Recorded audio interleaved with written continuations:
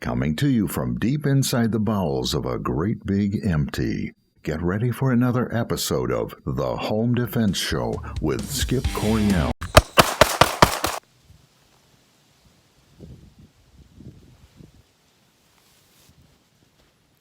Don't be scared, it's only me. Up here in my tree stand. When I came out here, there were 3 does standing right down there in the corn, just about 20 yards away. I walked up 10 feet onto a little yearling, just a little 60, 70 pound doe. And she just stared at me for a while before she finally ran away. But it's always fun when that stuff happens. But hey, I wanted to share that with you because this is fun. This is my first time out this year. This is where I'm at. I'm out there. I'm out here on the edge of the corn, up in a big old maple tree. I've shot a lot of deer out of this tree stand, and all 3 of them saw me. There was nothing I could do about it, but if they're hungry, maybe they'll come back, and then I'll be hungry, so I'll shoot them. Today on the Home Defense Show, I'm going to make a video about courage and compassion, basically use of deadly force. Why are so many people hesitant to use deadly force? On the one hand, it's a good thing. On the other hand, in the wrong situation, it can be a really bad thing. So I don't want to spill the beans here, and I'm scaring away the deer, so I don't want to talk a whole lot about it right now. So let me get my mask back on so that I can wait for these deer. Hear those geese overhead? Yeah. All right. When I come back, we'll be talking about courage and compassion. Wish me luck. Okay, folks, welcome back to the Home Defense Show. It's your host, Skip Coryell. Today, I want to talk about 3 things. I want to talk about compassion, courage, and killing. Now, you might think, compassion and courage, I get that, but killing, how does that enter in? Well, the best way I can explain it, I've been thinking about this a lot lately because I was giving a CPL class on, just like last weekend, I think. And I had 20-some people in the class, and I always give this scenario where we talk about the technique of visualization, what will you do when this happens? And the scenario that I gave was a basic convenience store robbery, right? I said you're in the convenience store, you're back there by the cooler, you're getting your favorite caffeine. For me, that might be an occasional mocha frappuccino, or on a rare occasion, I'll have a 12-ounce Mountain Dew in the can, ice cold. But don't get me started on that. So you're back there by the cooler. And I want you to imagine this in your mind. You're back there, you're getting your caffeine, and you hear a scream. And you look over to the counter, and the clerk is like this, freaking out. There's a man holding a gun on the clerk, demanding cash. Your situation is you've got your gun, you've got your cell phone. Step by step, and there's no one else in the room, just you, the clerk, and the bad guy. Step by step, in as much detail as you can muster, tell me exactly what you would do. How would you respond to that scenario? And then I'll always ask 3 or 4 people in the class, what would you do? And some people will say, well, I would run and hide. Okay. Some would say, I'd shoot him in the back. Some people will say, well, I would just dial 911. Some will say, I would draw my gun, issue a challenge command, and tell them to go away. There's just, the whole gambit is run there. And I think pretty much that's the way it should be, because we're all different people, right? We all have different capabilities, things like that. What I do might not work for you, and vice versa. But I had a lady in class, and she gave me a response that for me was very indicative of our society today, and I wrote it down because I wanted to get it right. She said to me, I'm not getting this permit so I can protect other people. I'm not a police officer. That's their job. I'm getting my concealed pistol license so I can protect myself and myself alone. And when she first said that, I remember thinking, boy, I don't like that. I don't like that at all. Because in my mind, that's just so counter to who I am as a personality. And it's so counter to the society that I want to have. But I thought, okay, she's a customer. She's an individual. Maybe that's right for her.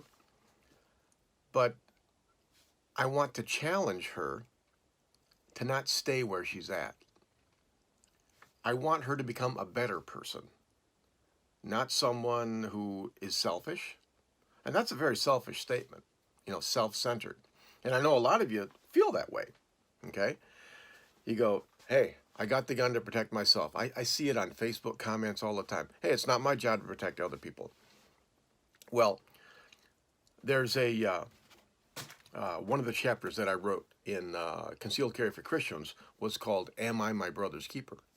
And I determined that, yes, I am my brother's keeper. It's part of my job, right? Well, when you look through society, the history of America, right? Do you revere the people who say, hey, not my job. I don't know that person. I'm not going to protect them. I'm just going to get out of the way. Hey, if they get shot, they get shot. It's none of my business. I don't care about that. That's not compassion, okay? That's not compassion, and it's certainly not courage. If you have the ability, the wherewithal to protect innocent life, why would you not want to do that? And of course, the answers are, well, I might die. Well, isn't that cowardice? You've just defined cowardice. Or it's just none of my business, right? I don't care about other people. That's not compassion. That's certainly not love. I mean, what's the definition of love? Greater has no one than this, that they lay down their life for their friends. Compassion, love, courage, it can lead to killing. For me, and I went on to tell the lady, I said, well, let's say it's the lady behind the counter is a 23-year-old single mom. She's got a 4-year-old little girl. Would that change things? And no, that didn't change things for her. I said, well, all right, let's up the ante a little bit. I am the man over at the pop cooler. I'm getting my caffeine. I hear the scream. I look over. And there, behind the counter, working as the clerk, is your best friend. You love this person more than anyone else in the world. Do you want me to be like you? Or do you want me to be like me? Do you want a warrior who will stand up and protect your best friend? Or do you want someone like you who'll say, sorry, I didn't get my permit. I don't carry this gun to protect other people, just to protect myself. And her response was, that's not fair. You can't do that. You can't say that. That's not fair. But it is fair. And in reality, when your life is on the line, you want me to protect you. When your husband or your wife or your children, when their life is on the line, you want me to be there to protect them. But if it's my daughter, I have a 25-year-old daughter. If she's working behind the counter, just let her die. And that's not what America used to be all about. America used to be a much kinder place, more compassionate, much, much less selfish. I mean, we have raised the last 2 generations as narcissistic snowflakes. All they care about themselves. All they care about is themselves, and they melt at the first sign of trouble, right? I don't get involved. That's not me. Where did that come? That came from the 1960s. Remember that saying, if it feels good, do it? That just totally characterized the 1960s.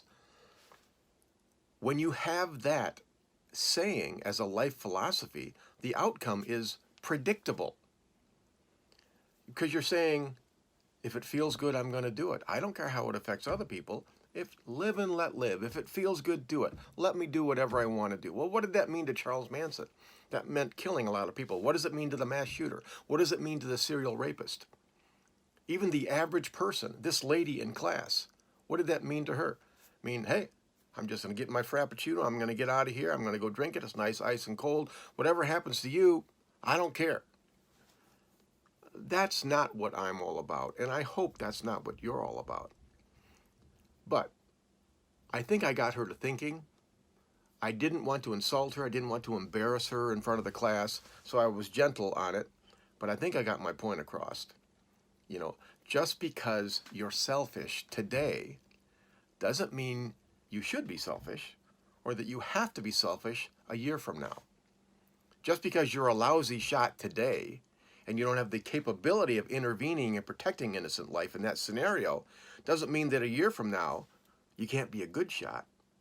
In 6 months, you could be an incredible shot. It just takes a little bit of work, a little bit of time, a little bit of money, the right equipment, the right mindset. You can have the best gun in the world, the best ammo, the fastest draw, the top-notch skills.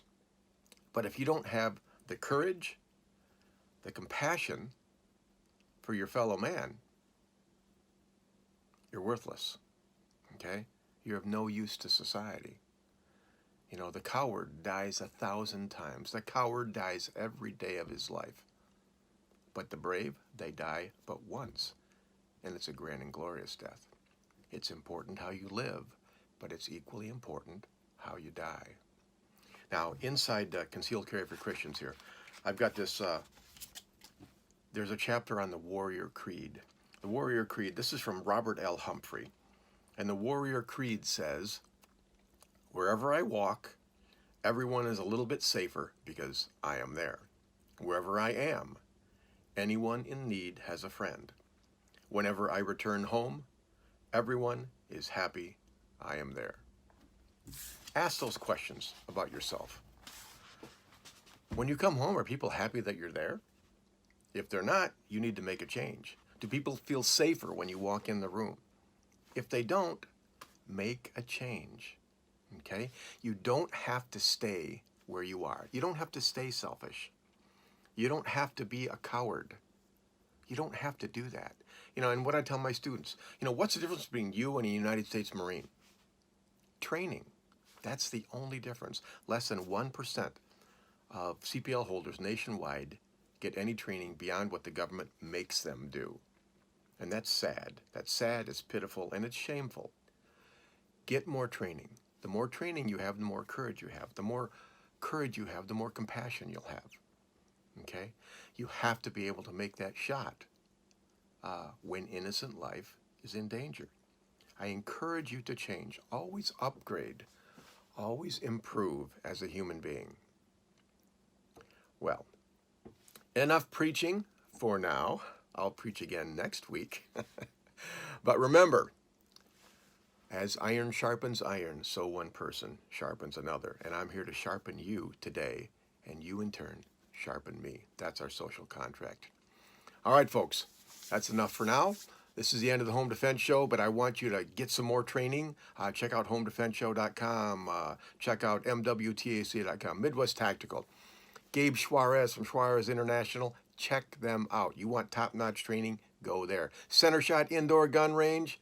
Oh, man, it's getting cold, but it's always a perfect 70 degrees at Center Shot Indoor Gun Range. And, of course, firearms legal protection. If you're afraid of the legal system and that's what's holding you back, go to firearmslegal.com/Midwest Tactical. Check that out because that's not a good excuse. It won't work anymore. All right, this is Skip Coryell on Home Defense Show. I'm heading out to the woods. Gonna kill Bambi. So, pictures later. All right, you guys have a great day and stay safe.